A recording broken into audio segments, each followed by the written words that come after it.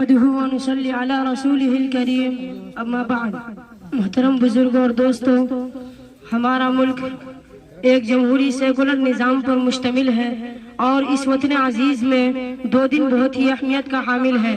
دونوں کی تاریخی داستان بہت ہی درخشاں و تابناک ہے۔ دونوں ہم ہندوستانیوں کو اس بات کی طرف اشارہ کرتا ہے کہ وہ اپنے وجود و وقار اور اپنی جمہوریت کو کالعدم مت ہونے دینا اور اسے باقی رکھنے میں تن من دن کی بازی لگا دینا، اپنی جانوں کو قربان کر دینا، مالوں کو اس راہ میں نچھاور کر دینا، کیونکہ یہ بہار اور یہ جشن کا دن ایک دو دن احتجاج کر کے حاصل نہیں ہوا ہے، اور نہ ہی 10 یا 5 سال جنگ کرنے سے ملا ہے، اور نہ ہی 10,000 یا 5,000 جامی شہادت پینے سے ملا ہے، اور نہ ہی اس راہ میں صرف مالوں کو صرف کرنے سے ملا ہے، اور نہ ہی اس راہ میں مالوں کو صرف کرنے سے ملا ہے، بلکہ یہ آزادی اور یہ جمہوریت کا دن، اس کی خوشی بہت ہی طویل عرصہ کے قد و کاوش، جاں افشانی، جان و مال کی قربانی اور اس ملک کو آزادی دلانے کے جوش و جذبے سے یہ دن ہم لوگوں کو نصیب ہوا ہے۔ نہیں تو آج بھی ہم لوگ انگریزوں کے غلامی میں زندگی گزارتے اور گھٹ گھٹ کر مر جاتے، کیونکہ اس سے پہلے ہمارا ملک انگریز خبیث النفس کے قبضے میں تھا، جس نے ہمارے معصوم اور بے گناہوں کو تختہ دار پر معلق کر کے پھانسی دے دیا، ماؤں اور بہنوں کی عزت و عصمت کو تار تار کیا، ہزاروں علماؤں کو بے دریغ قتل کیا، اور ہندوستان کو ظلم و بربریت کا ماجگا بنا دیا گیا تھا، اور جلیانوالہ باغ میں 10,000 ہندوستانیوں کو گولی سے اندھا دھن بھون دیا گیا تھا، اور اس سے قبل کئی جنگ اس ملک کو آزادی دلانے میں لڑی گئی تھی۔ 1919 میں اور خاص طور سے 1857 میں انگریزوں کے خلاف لڑی گئی تھی، اور اس میں ہندوستانیوں کی شکست ہوئی تھی، لیکن ہمت نہیں ہارے تھے، بلکہ بلند حوصلہ کے ساتھ اور آگے کی خاطر ٹیپو سلطان، اشفاق اللہ خان اور سید احمد شہید نے جامی شہادت نوش فرمائے، اور اسی طرح اس ملک کو انگریزوں کے جبر و استبداد سے آزادی دلانے کے لیے بڑھ چڑھ کر حصہ لے کر جنگ کیے اور شکست فاش دیے۔ بہرحال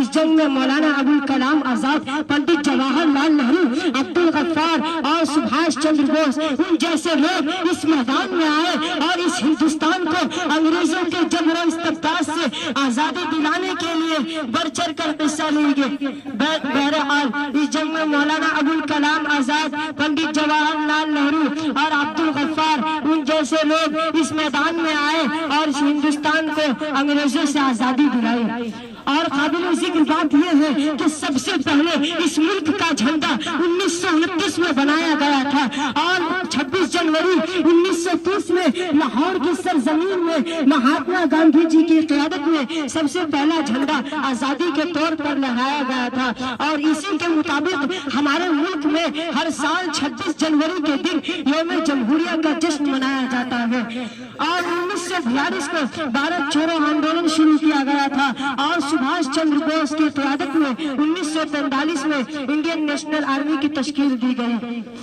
اس جہد مسلسل کو دیکھ کر انگریز کو یقین ہو گیا کہ اب ہمیں ہندوستان چھوڑ دینا چاہیے، اور آخر کار اسے یہ ملک چھوڑ کر بھاگنا پڑا، اور ہمارا ملک 15 اگست 1947 کو آزاد ہوا، اور لوگوں نے امن و شانتی کی سانسیں لی اور اپنے آپ کو آزاد تصور کیا۔ لیکن اس کے بعد ایک بڑا مسئلہ سامنے آ گیا، وہ یہ تھا کہ ہمارے ملک کا دستور کیسا ہو، جمہوریت ہو یا اقلیت، مذہبی ہو لا مذہبی،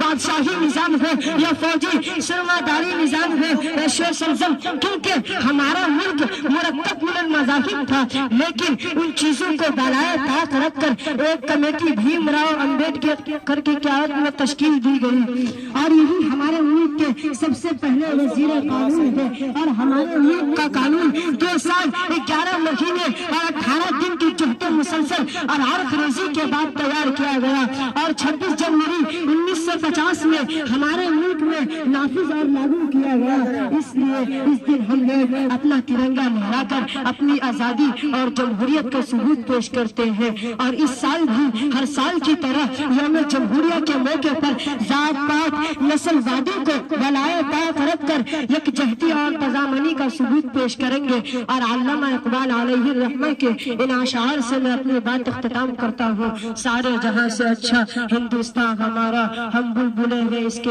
گلستاں ہمارا۔